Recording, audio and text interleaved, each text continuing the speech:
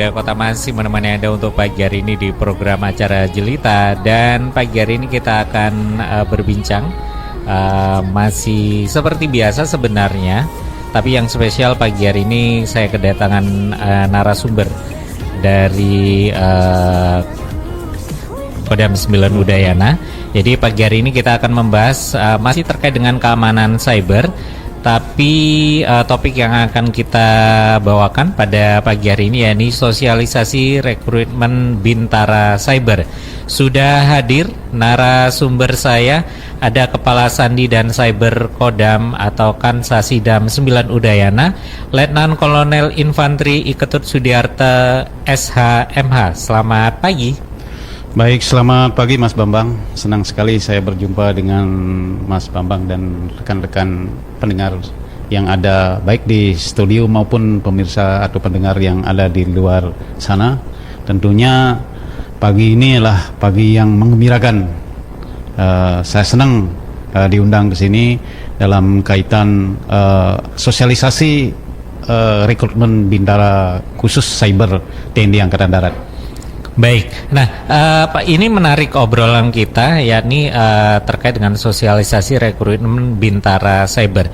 Mungkin sebelumnya kalau kita di masyarakat taunya mungkin dari dari dinas, terutama di dinas Kominfo yang memang menangani serangan cyber. Terus mungkin kalau di Polri itu ada cyber kriminal begitu. Nah, ini menarik nih. Sebenarnya dari di Bintara khusus cyber itu sendiri apa?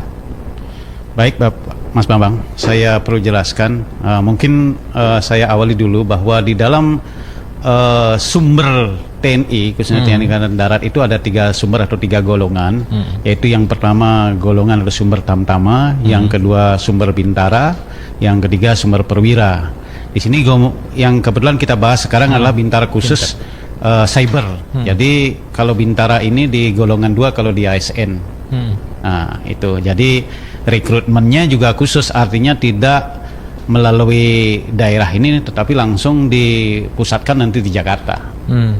Demikian, Mas. Oke. Nah, kalau kita berbicara terkait dengan persyaratan umum bagi calon peserta yang ingin mendaftar pada seleksi Bintara khusus cyber untuk di tahun 2026 ini. Baik, untuk persyaratan secara umum sudah barang tentu dia sebagai warga negara Indonesia memiliki surat keterangan berkelakuan baik atau keterangan dari kepolisian tentunya. Kemudian umur minimal 18 tahun, terus kemudian maksimal 22 tahun, setia kepada negara Kesatuan Republik Indonesia, itu secara umum lah itu.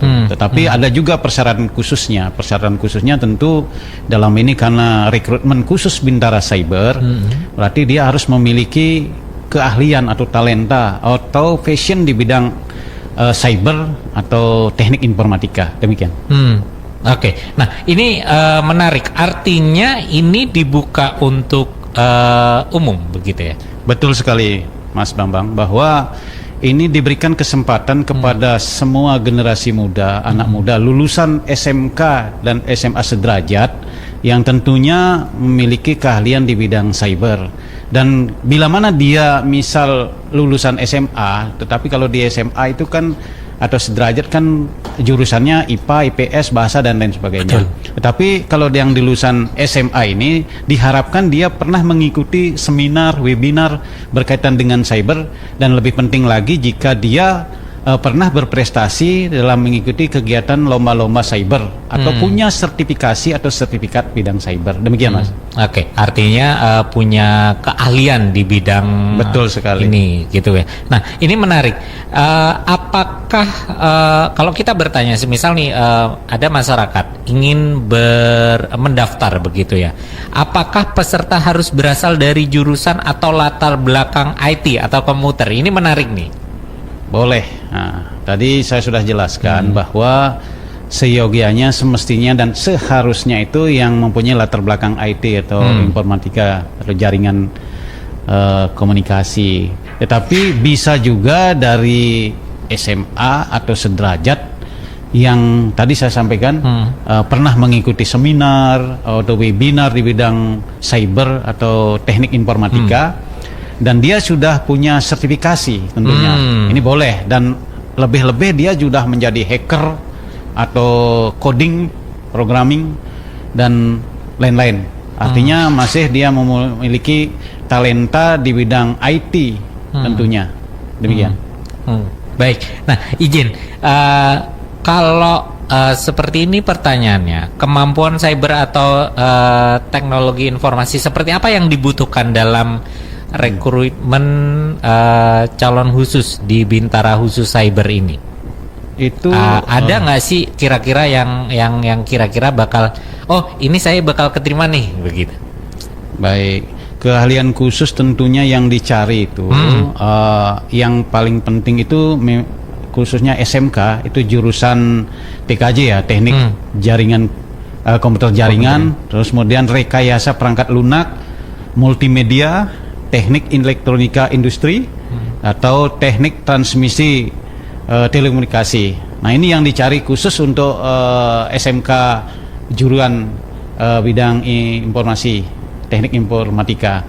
Tapi kalau yang tadi saya sampaikan bahwa kalau di SMA atau sederajat itu mungkin yang tadi yang sudah saya jelaskan di awal bahwa dia memiliki sertifikasi di bidang cyber atau sertifikat lah itu. Demikian. Oke. Nah, ini kan kalau kita melihat biasanya anak-anak kita itu ketika tadi kan sudah disebutkan mungkin hanya di SMA saja tapi tidak mengambil kejuruan, tapi mereka ahli ternyata di bidang teknologi informatika, terus terkait dengan program-program itu, apakah boleh mendaftar? Sangat boleh Mas, sangat boleh. Karena nanti juga pada saat kita dilakukan tes, mereka itu juga dilakukan tes secara keahlian. Nah, tentunya di bidang cyber, mereka itu walaupun misalnya dia dari SMA, tetapi nanti ketika dia dilakukan tes, baik tes administrasi, tes tulis, itu akan juga diujikan keahliannya. Kalau mereka memang mumpuni dan masuk nominasi, bisa keterima juga. Tidak menutup kemungkinan mereka juga bisa masuk mengalahkan rekan-rekannya yang memang jurusan IT. Demikian. Oke. Nah, ini menarik nih terkait dengan tahapan atau mekanisme yang perlu diketahui bagi para calon pendaftar Bintara khusus cyber, begitu. Ada nggak sih mekanisme yang akan dilaksanakan nanti? Karena pelaksanaannya nanti akan dilaksanakan di pusat ya. Baik, betul sekali. Baik, saya jelaskan bahwa untuk mekanisme pendaftaran atau rekrutmen ini diawali dengan sekarang ini saya mensosialisasikan kepada seluruh generasi muda, khususnya lulusan SMK atau SMA sederajat atau barangkali masih duduk di kelas 12 ya di sekolah SMA atau SMK. Nah, untuk mekanisme lebih lanjut, kami mungkin ini sekedar yang awal ini adalah sosialisasi, kemudian nanti bisa menghubungi link atau nomor handphone. Nanti kami sampaikan, kami siapkan nomor handphone baik melalui saya selaku Kasan Sidam atau Kepala Sandi dan Cyber Kodam, termasuk juga ada nanti bagian perwira saya yaitu perwira analisnya yang menyiapkan nomornya juga. Nah, ketika nanti sudah terdata, kami laporkan ke tingkat Pusiberat. Pusiberat ini adalah Pusat Sandi dan Siber Angkatan Darat. Nah, dari sanalah mereka nanti itu menghubungi melalui nomor WA yang bersangkutan. Nah, setelah dinyatakan dipanggil oleh Pusiberat ini, baru diadakan seleksi tingkat daerah. Seleksi tingkat daerahnya ini seluruh Indonesia itu melaksanakan seleksi di Kodam Jaya yaitu di Jakarta dan di Kodam 3 Siliwangi. Ini dan bila dinyatakan lolos seleksi tingkat daerah, maka dia akan bergerak menuju seleksi tingkat pusat. Nah, seleksi tingkat pusatnya ini dilaksanakan di Bandung, yaitu di Pusenip.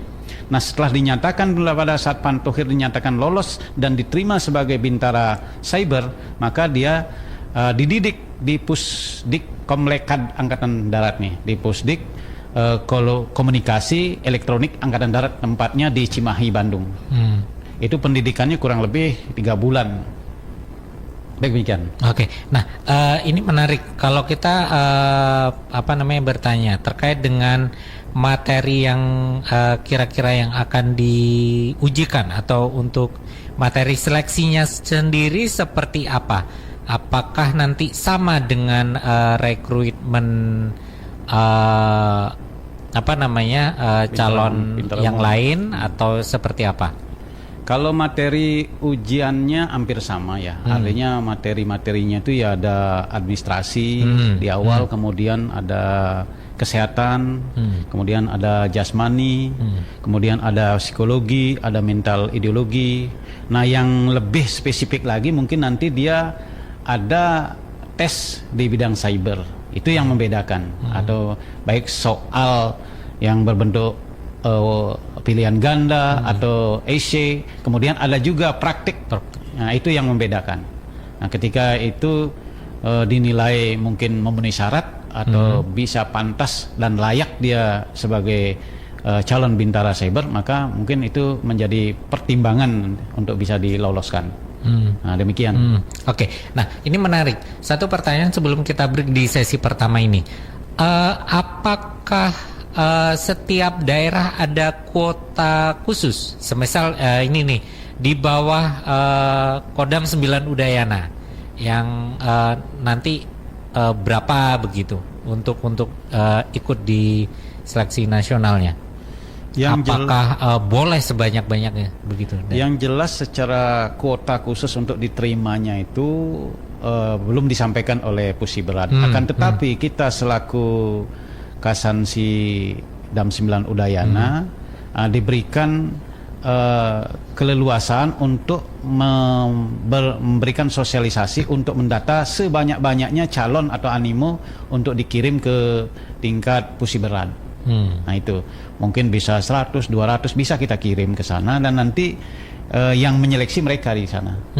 Kita hanya mendata, kemudian setelah datanya kita himpun melalui nominatifnya kita himpun, kita kirim ke Pusiberat. Nanti dari Pusiberat itu yang menentukan, oh ini layak untuk dipanggil. Nah, setelah dipanggil mereka harus berangkat dari sini, dan untuk diketahui bahwa pemberangkatan itu menggunakan fasilitas sendiri tentunya. Nanti setelah tingkat pusat baru ada pembiayaan. Demikian. Oke. Nah, ini menarik. Satu pertanyaan lagi deh sebelum kita break beneran gitu. Ini kan kalau di Kodam 9 Udayana kan tidak terbatas di Bali ya, Bali Nusra. Betul begitu sekali, ya. Mas Nah, Abang. ini ketika nanti peminatnya cukup banyak. Nah, ini seperti apa untuk seleksi tingkat daerahnya, terutama di Kodam 9 Udayana sendiri? Seperti di awal saya sampaikan bahwa untuk seleksi tingkat awal itu hanya pendataan di tingkat Kodam. Tentu di Kodam Udayana ini memiliki 3 provinsi, Bali, NTB dan NTT. Ya, itu mudah-mudahan semuanya bisa terakomodir ini. Artinya apa yang menjadi keinginan pimpinan dalam hal ini TNI Angkatan Darat melalui Pusiberat bisa terpenuhi kuota atau keinginan untuk bisa merekrut sebanyak-banyaknya sesuai dengan kemampuan yang dimiliki oleh calon-calon. Demikian. Baik, terima kasih. Kita nanti dilanjut di sesi kedua terkait dengan jadwal pendaftaran online-nya kapan dibuka dan kapan ditutup dan kemana kalau semisal nanti akan mendaftar, terutama yang mendengarkan pada pagi hari ini atau menonton langsung di channel YouTube kami RPKD FM ya. Masih bersama dengan Kepala Sandi dan Cyber Kodam atau Kansasi Dam 9 Udayana, Letnan Kolonel Infantri Iketut Sudiarte SHMH. Pagi hari ini kita masih membahas terkait dengan sosialisasi rekrutmen Bintara Cyber. Tetap di 92,6 RPKD FM. 92,6 RPKD FM warga kota. Kita lanjutkan kembali obrolan kita pagi hari ini masih dengan topik bahasan sosialisasi rekrutmen Bintara Cyber. Dengan narasumber saya ada Kepala Sandi dan Cyber Kodam atau Kansasidam 9 Udayana, Letnan Kolonel Infantri Ketut Sudiarte SHMH. Nah, kalau tadi sudah banyak kita membahas terkait dengan apa itu Bintara Cyber, terus seperti apa mekanismenya. Nah, ini kalau bertanya semisal nih karena ini kan menjelang adik-adik kita yang mungkin kelas 12 akan segera lulus begitu ya, akan bertanya kira-kira kapan jadwal pendaftaran dibuka begitu, sampai kapan ditutupnya? Baik, terima kasih Mas Bambang. Perlu saya jelaskan bahwa untuk pendaftaran Bintara Khusus Cyber ini, di pendaftaran online-nya mulai tanggal 2 Mei sampai tanggal 27 Mei 2026. Nah, itu untuk pendaftaran online. Nanti mungkin seleksinya di bulan Juni, kira-kira demikian. Oke, artinya masih ada waktu ya. 1 bulan ke depan, ini sudah bulan April. Betul sekali. Bagi mungkin adik-adik yang masih duduk di kelas 12 itu cukup mungkin karena belum punya ijazah atau sertifikat, barangkali dia bisa mencari surat keterangan dari sekolahnya untuk bisa mendaftar di Bintara Khusus Cyber ini.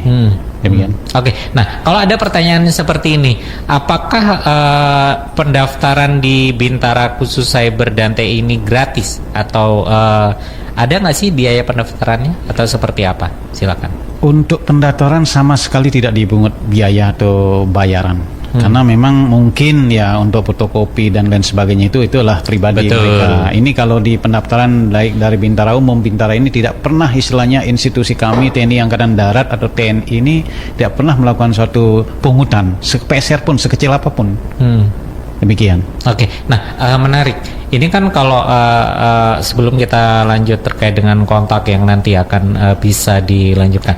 Ini kan kalau untuk di Kodam 9 Udayana sendiri kan Bali Nusra. Artinya ada Bali, NTT, NTB begitu ya. Betul. Nah, ini nanti apakah ketika pendaftaran online sudah dikumpulkan begitu ya, ada seleksi daerah, dijadikan pusat satu tempat atau dipisah begitu? Untuk seleksinya ini dijadikan 2 tempat. Kebetulan yang ditunjuk itu Kodam Jaya yang lokasinya ada di Jakarta. Kemudian yang kedua itu Kodam 3 Siliwangi yang lokasinya ada di Bandung. Jadi untuk seleksi tingkat daerahnya ini yang di 2 kodam ini. Jadi nanti apabila yang sudah mendaftarkan atau terdata atau mendapat panggilan itu, dia akan dibagi 2 untuk seleksinya, baik di Bandung maupun di Jakarta. Nah, demikian. Oke, siap. Nah, selanjutnya kalau semisal nih, ini kan ada waktu, masih ada 1 bulan.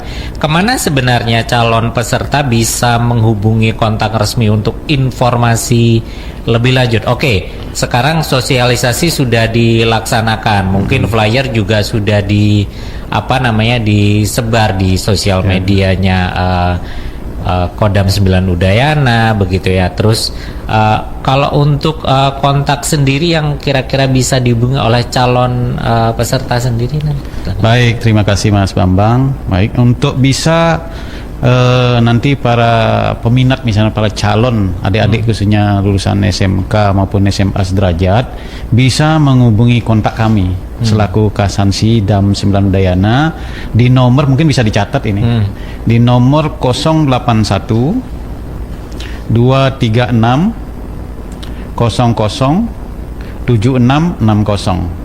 Itu saya sendiri, Letnan Kolonel I Ketut Sudiarto. Kemudian yang kedua bisa juga menghubungi kasih analis kami di nomor 081 236 332 271. Nah, kemudian bisa juga melalui email. Di emailnya bisa dicatat email binsatpung. Nah, ini tulisannya mungkin nanti bisa diinikan aja nanti. Biar ini, tapi saya bacakan emailnya itu binsatfungsansiad@gmail.com. Nanti biar dicatat lebih lanjut, karena ini kalau penulisannya harus benar ini kan.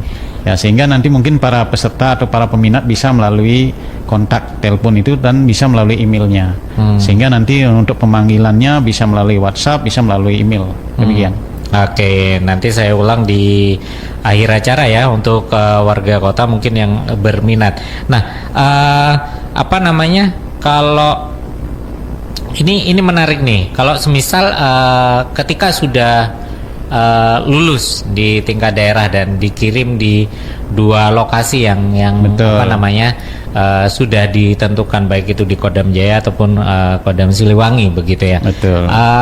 Kalau dari lulusan sendiri, lulusan Bintara khusus cyber ini nantinya bisa ditempatkan di mana aja, dan terus apakah proyeksi jabatannya itu seperti apa? Ini menarik nih. Biasanya kan seperti semisal nih, saya daftar di dari Kodam 9 Udayana, artinya kan domisili saya kan ada di Bali Nusra begitu ya. Betul. Ketika nanti lulus seleksi dari awal sampai akhir dan akhirnya lulus begitu ya, apakah saya bisa dikembalikan ke daerah asal saya atau bisa ditempatkan sesuai dengan surat perintah yang perintah ada itu. begitu. Silakan. Baik, Mas Bambang, saya jawab bahwa untuk penempatan ini tentunya ketika bintara-bintara ini dinyatakan lolos, sudah mulai berdinas itu, nanti ditempatkan di seluruh Indonesia tentunya, di Kotama maupun di Balakpos. Itu kalau di Kotama itu di tingkat-tingkat Kodam, sampai juga mungkin nanti akan ada pengembangan sampai ke tingkat-tingkat Korem. Dan kemudian untuk tadi yang pertanyaannya apakah bisa dikembalikan sesuai dengan daerah masing-masing, itu mungkin bisa dikatakan sekian persen lah, artinya karena nanti itu berdasarkan sprint awal mereka itu ditempatkan di mana, atau atas permintaan mungkin, itu kami kurang paham juga terkait dengan hal itu, karena ini biasanya seperti contoh kami daftar dulu di Bali, tapi pengangkatan atau sprint pertama kami di Jakarta.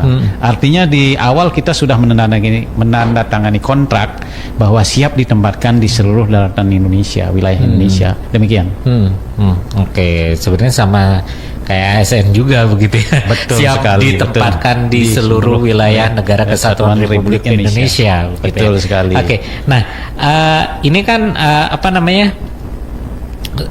tadi kan kita membahas terkait dengan adik-adik kita di SMA begitu. Betul, ya. Nah, kalau semisal begitu ya, apakah boleh ini untuk lulusan D1, D2 atau D3 yang memang mereka itu fokus pendidikannya pada teknologi informatika, bisa daftar pada Bintara khusus cyber ini? Sangat bisa sekali, Mas, sangat bisa. Yang penting dia jurusannya teknik informatika yang tadi yang dibutuhkan itu. Yang penting juga dia mau istilahnya kalau D1, D2, D3, apalagi D3 ini ya, itu udah setingkat ahli media lah gitu ya, kalau begitu. Bisa dia istilahnya daftar dan tidak ada masalah. Bisa. Yang penting ya si calon ini siap atau mau istilahnya nanti bila dinyatakan lulus dan mungkin pangkatnya disandang yaitu Sersan 2. Demikian. Oke, nanti langsung Serda begitu langsung ya? Sersan 2 dia. Karena tadi sudah di awal saya sampaikan bahwa sumber golongan dari pada rekrutmen atau TNI, pembentukan TNI ini ada 3, yaitu dari sumber Tamtama, dari sumber Bintara dan sumber Perwira. Jadi kebetulan Bintara ini adalah posisinya di tengah-tengah. Ya kalau di ASN itu tadi ya golongan 2A lah dia ini. Ya cukup menarik juga nih. Artinya ini TNI Angkatan Darat melalui Pusibrat ini membuka peluang kepada generasi muda anak-anak bangsa lulusan SMK, SMA di tahun 2026 ini. Oke. Nah, pertanyaan selanjutnya ini menarik mungkin ke internal TNI. Sebenarnya kenapa di TNI ada dibutuhkan orang-orang yang memiliki keahlian di bidang cyber, dan apakah ada satuan komando yang menangani masalah cyber sendiri? Silakan. Baik, saya perlu juga menginformasikan bahwa di era 5.0 ini kita berbicara konteks pertahanan. Betul. Bahwa spektrum ancaman kedaulatan negara kesatuan Republik Indonesia ini tidak pada spektrum darat, laut, dan udara. Masih ada dimensi lain. Maka perang tidak hanya istilahnya sekedar pertempuran fisik konvensional, melainkan telah berintegrasi menjadi perang berbasis teknologi tinggi. Nah, kemudian hal inilah menjadi dasar daripada TNI Angkatan Darat dalam hal ini Pusi Berat untuk melakukan rekrutmen bintara khusus cyber. Nah, demikian. Oke. Nah, kalau ini mungkin nanti seperti ini nih. Biar mungkin bisa diberitahukan kepada calon-calon yang akan mendaftar. Apakah ada kekhususan dalam hal pendidikan antara bintara khusus cyber dengan bintara umum, begitu ya? Artinya gini, ketika mereka lulus biar nggak saling kayak namanya anak muda kan biasanya usianya masih pikirannya masih belum gitu ya, artinya masih labil begitu ya. Kamu cuman ini aja pendidikannya begitu. Ada perbedaan ini nggak sih, mendasar nggak sih? Kalau secara mendasar mungkin tidak ada, tetapi hal kekhususan tadi itu, kalau ini namanya bintara khusus cyber, ketika dia dinyatakan lulus sebagai atau diterima sebagai calon bintara cyber, maka dia dididik di Pusdik Komunikasi Elektronik Angkatan Darat yang di Bandung. Makanya di sana dididik baik mulai dasar di pendidikan pembentukan pertamanya sampai dengan kejuruannya juga di sana dilakukan, sehingga mungkin tidak pisah-pisah. Nah, bagi misalnya bintara umum bisa saja 2 kali tempat pendidikan dia, pendidikan pertamanya juga pembentukan pertamanya di Pusdik, misalnya di Pusat Pendidikan Artileri, bisa saja dia nanti dapat kecabangan atau kejuruan infanteri, dia pindah lagi untuk mengikuti pendidikan kecabangan infanteri. Sehingga ini yang membedakan. Kalau yang tadi kekhususannya itu dia hanya khusus dididik berkaitan dengan mungkin 90% dia diberikan ilmu atau keahlian di bidang cyber. Itu yang membedakan. Demikian. Oke. Nah, saya mau bertanya ini sebelum ke closing statement terkait dengan pelaksanaan sosialisasi ini. Sebenarnya tujuan terutama di Tentara Nasional Indonesia, terutama di Matra TNI AD ini sendiri untuk melaksanakan rekrutmen bintara khusus cyber ini apa sih? Baik, Mas Bambang, ini tujuannya ini ada untuk mengisi kekosongan-kekosongan jabatan baik di tingkat Kotama maupun Balakpos untuk mengisi jabatan-jabatan cyber. Nah, bintara khusus ini kan nanti ditempatkan pada strata dia sebagai pelaksana teknis di lapangan dia, sehingga nanti mereka inilah yang mengawaki berkaitan dengan masalah cyber, karena di dalam cyber Angkatan Darat ini tentu beda dengan cyber lainnya, ya, baik di Polri maupun mungkin di dinas pemerintah dan lain sebagainya. Itu demikian. Oke, siap.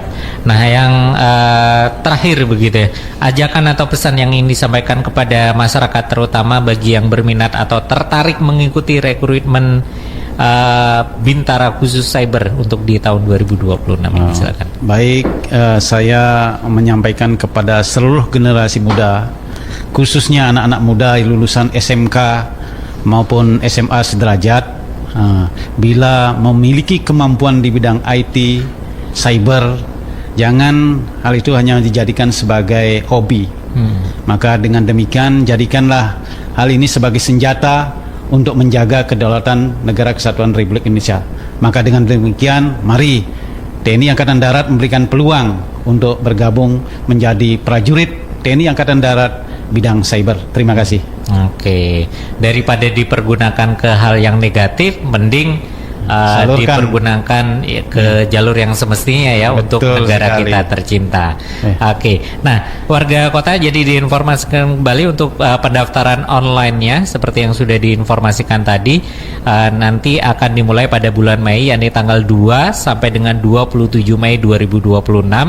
Nah, ini saya ulang untuk emailnya boleh dicatat di binsatfungsansiat itu nyambung semua @gmail.com. Nah, kontaknya untuk di Kodam 9 Udayana yang membawai 3 provinsi, yakni Provinsi Bali, Nusa Tenggara Timur dan Nusa Tenggara Barat, bisa menghubungi langsung Letnan Kolonel Infanteri Ketut Sudiarte di 081 236007660 atau Mayor Suwardana di 081236332271. Oke, warga kota, dan Anda bisa menyimak siaran ulang kami di channel YouTube kami RPKDFM terkait dengan sosialisasi rekrutmen Bintara Cyber dengan narasumber saya Letnan Kolonel Infantri Iketut Sudiarte SHMH selaku Kepala Sandi dan Cyber Kodam atau Kansasidam 9 Udayana. Terima kasih atas kebersamaan Anda warga kota, selamat pagi dan selamat melanjutkan aktivitas Anda kembali.